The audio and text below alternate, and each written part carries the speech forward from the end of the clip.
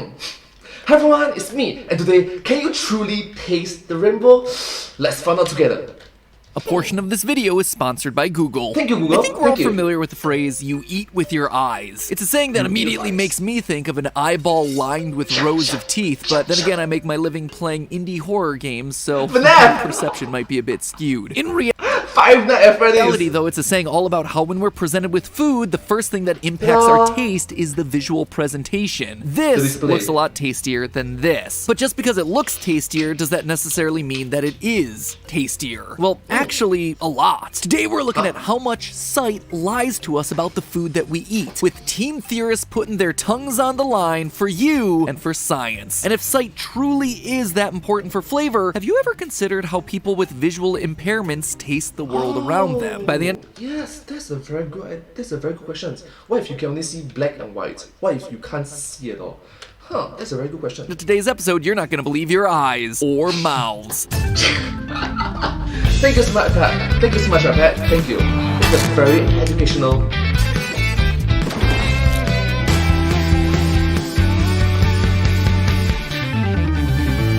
Hello, Internet. Welcome to Food Theory.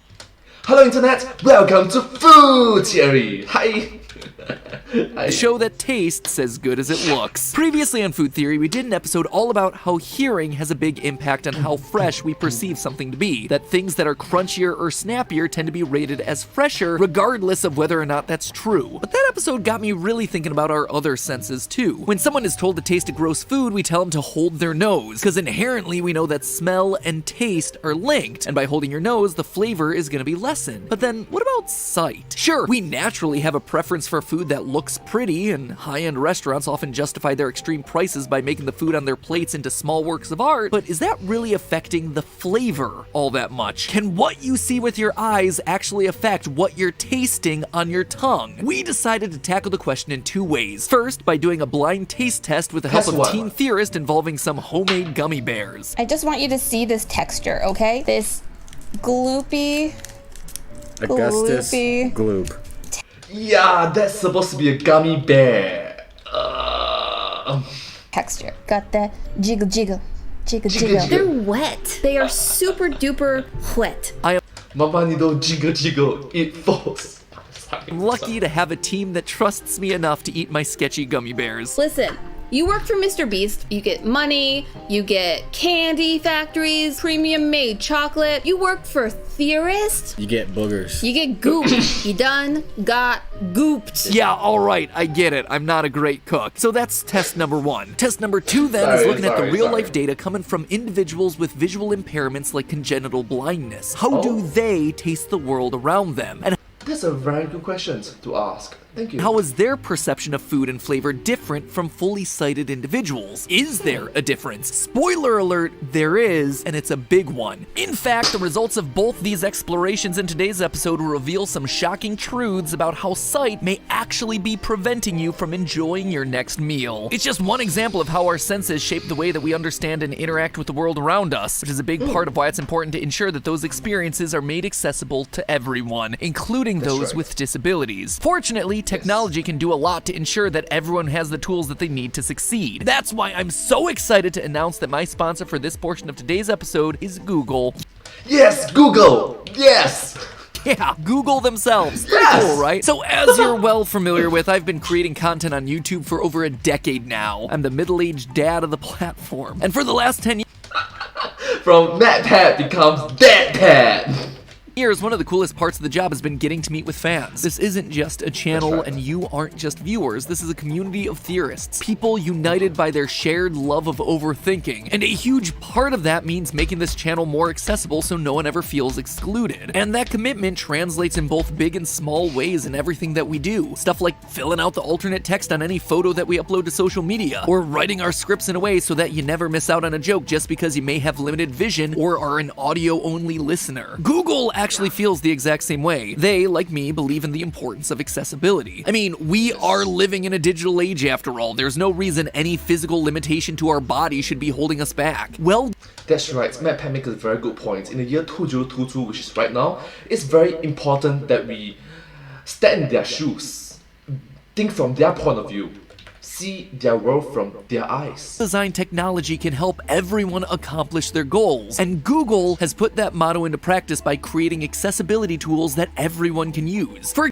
A role model for everyone else to learn from. example, voice access was built from the ground up to help those who might not be able to physically use their phone. No one should be deprived of the ability to flip between apps or type text just because of their physical limitations. And Google Voice Access grants that right to everyone by providing a hands-free way to use your phone with a few simple voice commands. It's also a tool that can be used by everyone. True story, you can actually type faster than I can using my fingers. It's also great to use while in the kitchen. Messy hands? Not a problem. It can read or write any email to me when I ask, or it can switch to any other app I might need, all without having to lift a finger. And it's something that you can get started with yourself. All you have to do is say, "Hey Google, voice access." There's also voice guidance, which was built with blind and low vision pedestrians in mind, allowing them to navigate streets confidently even though they might not be able to see the world around them. And again, even if you have perfect 20/20 vision, it's a tool that proves invaluable to anyone. Having directions read to you in a clear, concise way, it just beats constantly having to stare at your phone for assistance. It's accessibility that improves lives for everyone. And I think we've all appreciated the live transcribe feature, whether we've realized it or not. Its primary purpose was for users with hearing impairments, so they wouldn't have to miss out on a phone call or one of my video's cringy puns. Now they could read all of that stuff in real time. You could say it's a terrific tool. Like I said, terrible puns. Anyway,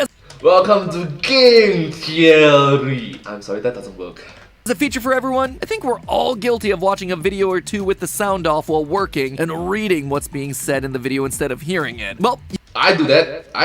Yes, I do that. you've got yourself live transcribed to thank for that one. In short, a more accessible world means a better world for everyone. It matters to me, and it matters to Google. So if you want to find out more about everything Google is working on to help make this world a more accessible place where everyone can feel like they belong, visit belonging.google. Or, you know the drill by now, check out the link right below the video. A big thanks to Google for all that they're doing to help make this world a more inclusive place and for sponsoring this portion of the video. Now back to how a lack of sight might just affect your taste. Now back to the theory. Dr. Charles Spence, professor of experimental psychology at Oxford University, put the relationship between taste and sight to the test by giving test subjects grape, orange, apple, and lemon beverages in clear glass bottles. All of the beverages were clear as well. Feels kind of like our Crystal Pepsi episode all over again. Since there was no coloring to give away the flavor, the test subjects actually had to guess based on flavor alone. And you know what? They did great. Despite the lack of colors, they were highly likely to guess the correct flavor within the drinks. But then he mixed it up. He added food coloring to mess with people's expectations, doing things like making the grape-flavored drink orange. Suddenly, people would drink the orange-colored beverage and report that it had an orange flavor. And here's the craziest part. This was true even after people were told that they had been messed with. Even when people knew that they were supposed to ignore the color, it didn't change the fact that simply seeing a yellow liquid in a bottle made them more likely to think that it tasted like lemonade. So even though they knew about it, the taste just... So, knowing this, I set out to do my own experiment with the help of several members of Team Theorist. Dan, Jerica, Amy, and Casey were all brave enough to film themselves on camera. The things I do for my job, I'm fine. I was not coerced into doing this at all. This is not punishment for This is not punishment. forgetting to do something. This is totally normal. Such a normal job. I also had a few extra volunteers. No, you can't have it.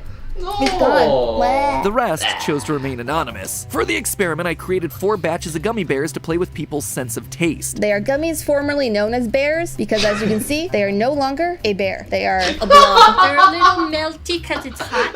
I'm trying to hide my utter disgust at basically what feels like eating little bundles of snot. Alright, so some of them may have Gummy bears without the bears. Sorry. gotten a little bit malformed en route. California summer gonna do what California summer gonna do. Anyway, the 4 categories were as follows. 1, clear gummies. 2, gummies that were colored to match their flavor. 3, gummies that were colored to not match their flavor. It's food theory. Hard mode. And 4, a regular batch to eat blindfolded, or using whatever eye shielding device they had in their vicinity, apparently. Hello and welcome to We Didn't Have a Blindfold in this house, so this is gonna have to do. High-tech blindfold. Also, side note, man buns and head straps do not mix. For each batch, The more you know, I guess, the more you know. I cooked the same 5 flavors. It's also worth noting that I made sure that there was no smell for any of these guys, since again, smell can drastically affect your flavor perception. From there, I got our subjects to eat them and report for me whatever flavors they were tasting. Things that are usually creamy, but paired with strawberries? I'm gonna go with pear. Like, I like how that. you can pair your mouse with the subscribe button. Subscribe and ring the notification bell. Thank you so much. That shameless plug is not gonna get you a bonus, Dan. Sorry then. Oh, I hurt. I hurt. I mean, I didn't necessarily say that all the flavors were gonna be good. What was that? And the team, in true theorist form, are doing their best to try and outthink me and the test. Are we thinking that they have to be fruit? Because generally, candies are flavored as fruit in our brain. Except when they're chocolate. Except when they're chocolate. But are we predisposed in our brains to just kind of think that they're fruit flavors and Maybe. not like grass? Yeah, and so that's why I'm wondering if they're trying to trick us into thinking that they are going to be fruit flavored and then it ends up being something actually cheesecake flavored, candle wax, something that's not normal flavors. It's moments like that that make me so proud of them. Oh my gosh, they're trying to get one step ahead of each other. It's like, whoa! It's like, what if you plan this, but I plan this before you plan that? Or if you planning this or you do that, what if you do this? It's like, what? Anyway, once they were done guessing, I provided them an answer key to reveal the true flavors.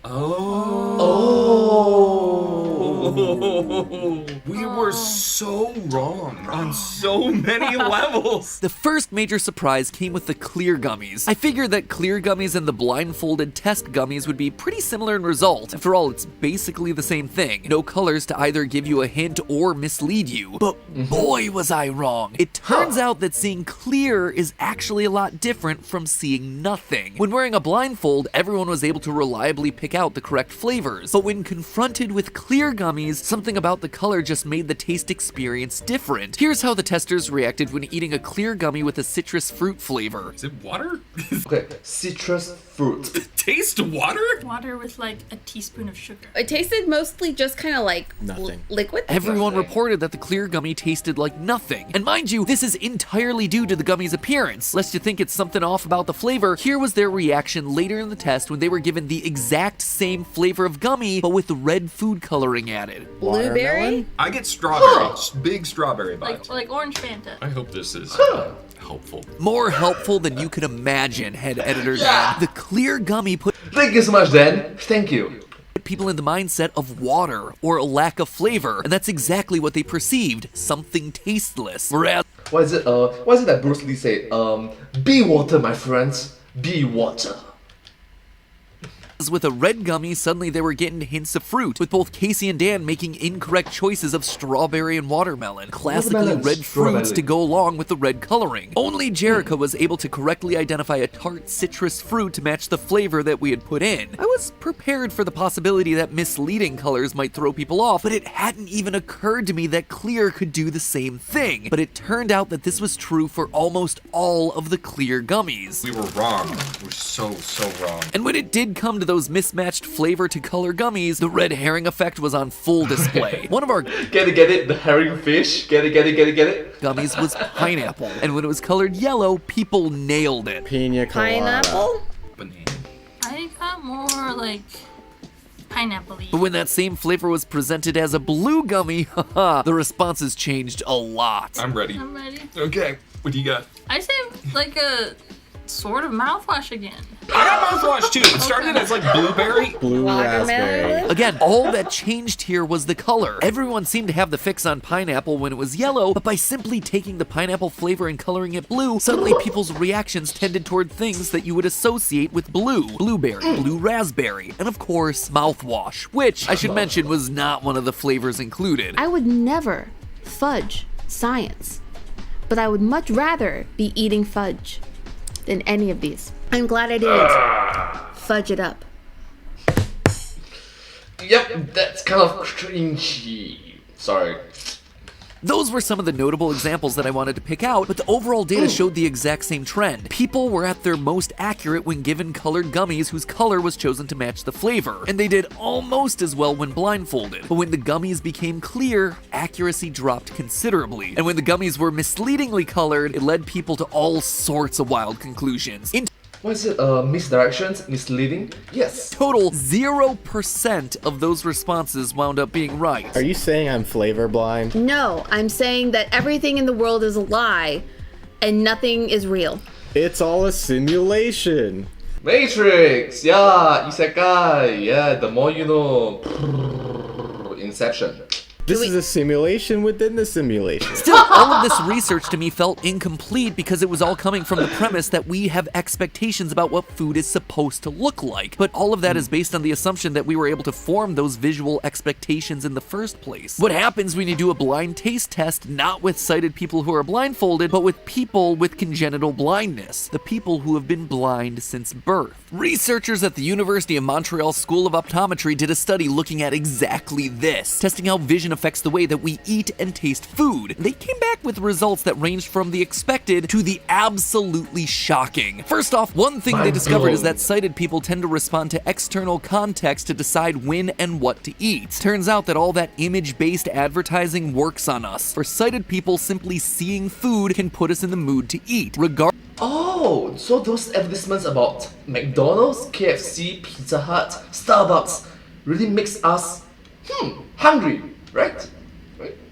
regardless of how hungry we might actually be. People with congenital blindness, on the other hand, were more likely to rely on internal hunger and satiety clues. In other words, they were doing the impossible. They were basing their meal times on when they were actually hungry. Turns out that the method preferred by blind individuals is actually a lot better for their health, too. In fact, sighted people are more prone to maladaptive eating, which leads to eating disorders. In other words, all those external cues that sighted people so often respond to, like food ads, work in both directions, by making us eat when we're not hungry, but also by making us not eat when we should be. It would seem like eating too many snacks and skipping meals would be opposite problems, but they actually both stem from the same fundamental problem, which is looking at the external environment and letting the things we see, including television ads and social media posts, dictate what and when we eat, rather than... True, it really does look very mouth-watering, yummy, delicious, tasty.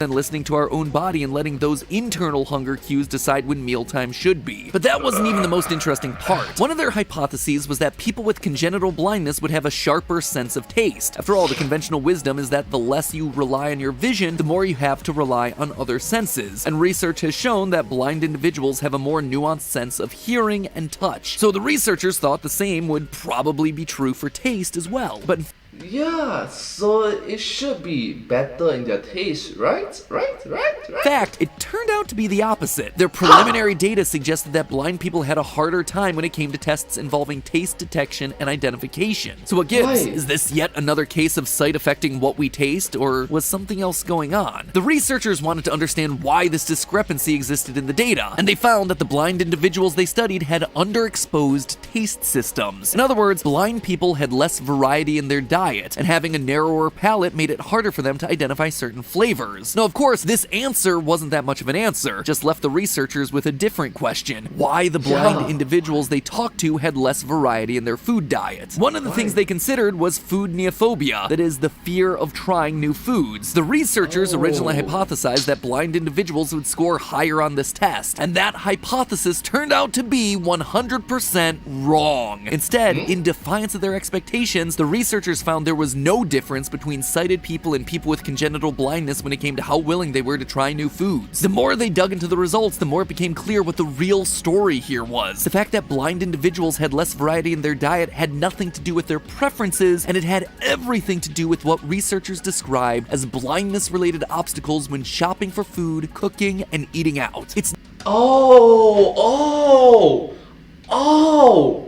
I get what Mappa is trying to say. The barrier of entry of trying out new foods. Because when you are blind or you are visually impaired, you will have a harder time trying to differentiate different types of cooking styles, isn't it? So, I didn't know that. I learned something new.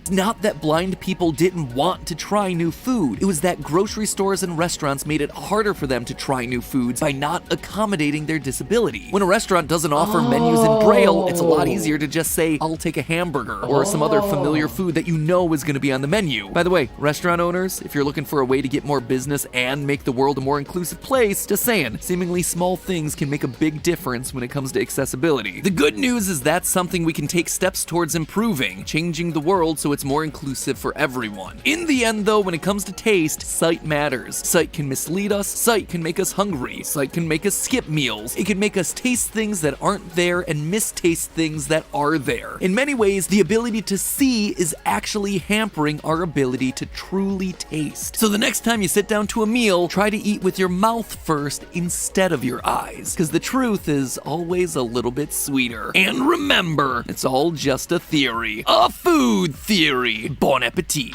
Well, there you go. There Science you go. at its finest. Yeah! Science tastes squishy. Science cheese squishy. And hey, if you want to see me do a blindfolded taste test of my own, check out this video where I try to prove that different breakfast cereals are actually the same product with different colors. Or check out this video to watch Team Theorist endure another sweet tasting test where they have to lick their way to the chewy center of a hard candy pop. What's the weirdest thing you've had to do for my job? I mean, I don't know. Would it be caressing aggressively a Tootsie Pop with my tongue?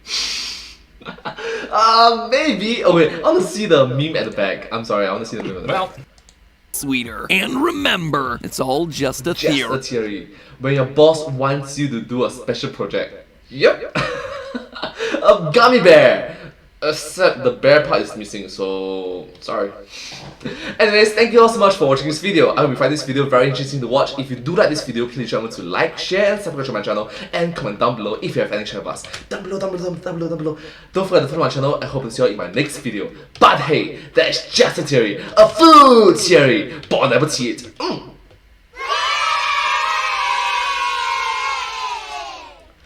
And I hope to see you all in my next video. Bye bye. Subscribe. Thank you so much. Subscribe.